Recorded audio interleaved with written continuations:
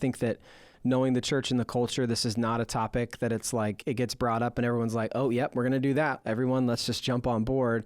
So what were some of the initial hurdles that Eastview ran into when starting to implement language about sexual brokenness and sexual health, betrayal, trauma, and then really starting groups too? What were those hurdles? Just going back to that original question, that's one of our hurdles, is just getting advertisement out, getting the word out about these groups. And one of the things that we've been doing recently to overcome that is I've just been going and visiting counseling offices and ask, hey, do you have like a team meeting time that you guys come together, and then like come to find out they're like, yeah, we do on Monday at noon. We all just have this big meeting. And so I just asked, can I get 20 minutes of that time, and going and just announcing our groups, letting them know the types of groups that we have. They get to know me, get to know my heart. And that has been one of the most, I mean, sadly, one lady has been attending our church for 20 years, was a counselor at this office. And she's like, why is this the first time I'm hearing about these Mm, groups? And that's just like, that's kind of like one of those hurdles that we have of just how do we continue to beat the drum to get the word out about these. The other thing that we've had a lot of success with, and I don't know if these are going to show, but like we got these business cards printed up, and so it's one for every group. So currently we have Seven Pillars, Betrayal and Beyond, Hope for Men, Unraveled, and the Conqueror series. And for a really cheap price, we got business cards made for every single one, and we've been dropping those off at counselors' offices that's in cool. town as well. Wow. Uh, just because we believe the church is the place where you can find healing, and in the group context with this material, we've just seen that happen time and time again. Coop, anything for you? Yeah. And again, like I just kind of speak from a student perspective. So this is just for context, our youth group, we have about um on any Sunday, we have 250 to 300 high school students, and then same with junior high. But still, it's a tough, and we it's a tough thing to get these groups off the ground for several reasons. But one of them is just like, again, this is just a conversation that is a little bit more taboo in the church. Obviously, I mean, I don't even know if that needs to be said, but with it just takes awareness, and it takes. But I think for me, a big struggle for that's been for me is that, like, this is not. And I think a lot of pastors may relate to this, but this is not in my job description to help like run with these groups. I'm a worship leader. I'm a worship pastor. I do music, and I lead other things as well. And this is something I'm really honored to. Like, shout out to the guys that I lead. I've really loved. I know they'll probably listen to this, and I'm just really grateful for them. But yeah, and I would say that for me, something that's been hard is just finding the capacity to pour into these groups, and recruiting leaders and all of that, like I would like to be able to. Now, however, I will say like just now recently, my plate is just growing, and so we are bringing on a ministry partner who's really passionate about this as well, and he's going to be doing a lot of the grunt work, which is really cool and really awesome that we have that ability.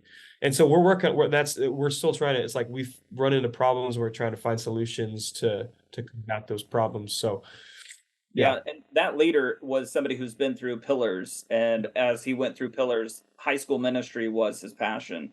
So that was a really cool thing for us to just say, all right, you've been through this material, now take it to the high school, and run with it. So other ones that I would say we're just getting leaders. I'll give you guys a kudos to the group leader training. We've made that a requirement for our group leaders, and that honestly was such a blessing for me, because that just took something off my plate of getting somebody trained and getting them ready to lead. So we had the kind of like you guys have your requirements of you've been through the material, 6 months of sobriety. Whoever your leader was, they sign you off to be a leader, and then we make them as best we can. We try to make them a co-leader, and then we've just tagged on the group leader training. And as soon as they get their certificate, they send that in. If they paid for it themselves, we just reimburse them the $60 and send that right back to them as a thank you for completing that. Wow. Yeah, yeah, that's an awesome way to support your leaders. And what I appreciate about your guys' story, knowing a little bit of it myself, is that there have been a history of groups for a long time at Eastview Church. But even like as you guys said in one of your first answers, you weren't a part of that. You were not in the church or kids at the time, but someone had a vision. Someone started a culture within the church of having groups. And yet I know you're at a larger church where that hasn't always been embraced like at the main stage level and hasn't been like the core theme that our church is going after. And I think that's an encouragement to a lot of our listeners, because there may be in the place that you are, although I know you guys are starting to experience more successes now, and we'll get into that. But for a lot of people that are doing groups, they're in similar places where God did something in their life. They're starting groups at their church, but they feel like, man, we just can't get our staff, our pastor, to announce this from the stage, or they won't put us on the website, and they get really discouraged by that. And yet I think in some ways Eastview Church is a real testament to the power of motivated volunteers, people who are willing to continue to operate kind of under maybe the larger structure of a church, but to be kind of a subset, a ministry that's having a deep impact, even if for a long time it hasn't been embraced by the whole church staff. Because let's face it, the larger a church gets, the more it has on its radar, the more it has on its plate, the more there is to announce. And some focuses just don't make their way up that scale right away. And yet at Eastview, there were people that persisted and just kept leading groups, kept, passing it off to the next, so that when you guys came to the church or were old enough to be in group, there was still this culture happening. And so I kind of pause to say that to those who are listening that feel like, man, it's just us. Our pastor's not really supporting us. What do we do? Just to say to you, there's a lot of impact that you're having. And as you'll hear in a little bit here, over time, that does start to influence a church culture in larger ways. And I wanted to say, as I'm listening to you guys talk about these hurdles, the whole heart of Pure Desire is not to create little Pure Desires around, the world. It's to equip the church to do the work of the ministry in their church. And so I hear you guys have these hurdles, but you come up with really creative solutions, finding a counselor's office or offices and, getting face-to-face time with them, creating business cards with QR codes that, create not secrecy, but create confidentiality for people to, look into these groups. So I applaud Eastview on the work that you're doing. And I hope that this is an encouragement too to churches that are listening. Like, this is not something you have to wait on Pure Desire to solve your problems. You can be creative and customize it to your community.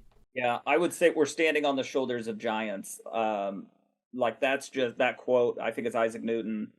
There are guys who paved the way, and we're carrying on the torch of what guys before us had done. And what they did was a lot of hard work, and I want to just recognize those guys for that as well.